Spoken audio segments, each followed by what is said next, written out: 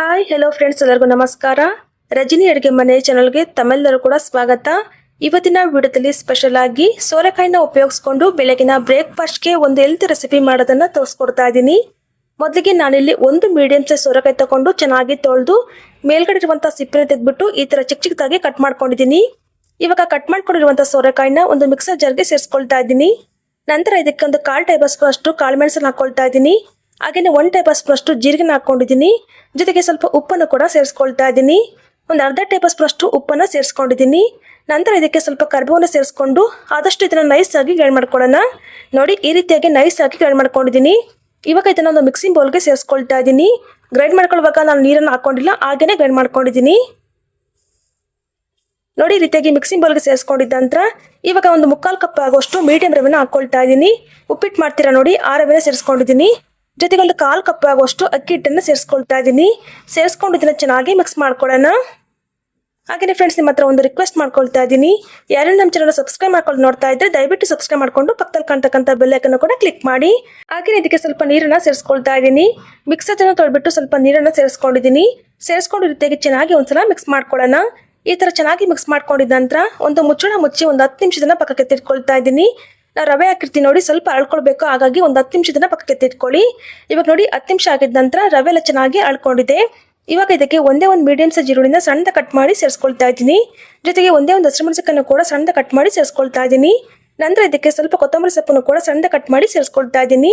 ನಂತರ ಇದಕ್ಕೆ 1 ಕಪ್ ಆಗುವಷ್ಟು ಕ್ಯಾರೆಟನ್ನು ಕೂಡ ಸಣ್ಣದ ಕಟ್ ಮಾಡಿ ಸೇರಿಸ್ಕೊಳ್ತಾ ಇದ್ದೀನಿ. ನಿಮಗೆ ಕ್ಯಾರೆಟ್ ಕಟ್ ಮಾಡ್ಕೊಳ್ಳೋದು ಇಷ್ಟ ಇಲ್ಲ ಅಂತ ಹೇಳಿದ್ರೆ ತುರಿದು ಕೂಡ ಸೇರಿಸ್ಕೊಳ್ಬೋದು. ನಂತರ ಇದಕ್ಕೆ ರುಚಿಗೆ ತಕ್ಕಷ್ಟು ಉಪ್ಪನ್ನು ಸೇರಿಸ್ಕೊಳ್ತಾ ಇದ್ದೀನಿ. ನಾವು ಆಲ್ರೆಡಿ ಸೋರೆಕಾಯಿನ ಗ್ರೈಂಡ್ ಮಾಡ್ಕೊಳ್ಳುವಾಗ ಉಪ್ಪನ್ನು ಹಾಕೊಂಡಿರ್ತೀವಲ್ಲ, ಸ್ವಲ್ಪ ನೋಡ್ಕೊಂಡು ಹಾಕೊಳ್ಳಿ.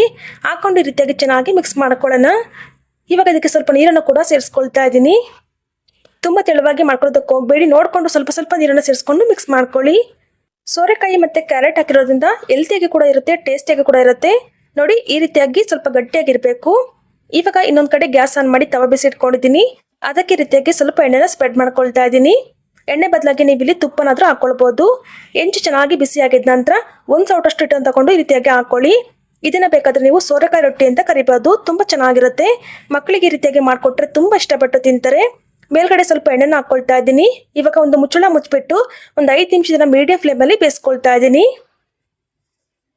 ಜಾಸ್ತಿ ಟೈಮ್ ಕೂಡ ಬೇಕಾಗೋದಿಲ್ಲ, ಬೇಗನೆ ಆಗ್ಬಿಡುತ್ತೆ. ಇವಾಗ ನೋಡಿ, 5 ನಿಮಿಷ ಆಗಿದ ನಂತರ ಇವಾಗ ಉಲ್ಟಾ ಮಾಡಿ ಇನ್ನೊಂದು ಕಡೆ ಸಹ ಬೇಯಿಸ್ಕೊಳ್ತಾ ಇದ್ದೀನಿ. ಉರಿನ ಮಾತ್ರ ಮೀಡಿಯಂ ಫ್ಲೇಮಲ್ಲಿ ಇಟ್ಕೊಂಡು ಚೆನ್ನಾಗಿ ಇದನ್ನ ಬೇಯಿಸ್ಕೊಳ್ಬೇಕು. ನೋಡಿ, ರೀತಿಯಾಗಿ ಉಲ್ಟಾ ಮಾಡಿಕೊಂಡು ಎರಡೂ ಕಡೆ ಸಹ ಚೆನ್ನಾಗಿ ಬೇಯಿಸ್ಕೊಂಡ್ರಾಯ್ತು. ಇಷ್ಟೇ, ಇದು ತುಂಬ ಸಿಂಪಲ್ ಆಗಿ ಯಾರು ಬೇಕಾದರೂ ಕೂಡ ಮಾಡ್ಕೊಳ್ಬೋದು, ತುಂಬಾನೇ ಚೆನ್ನಾಗಿರುತ್ತೆ.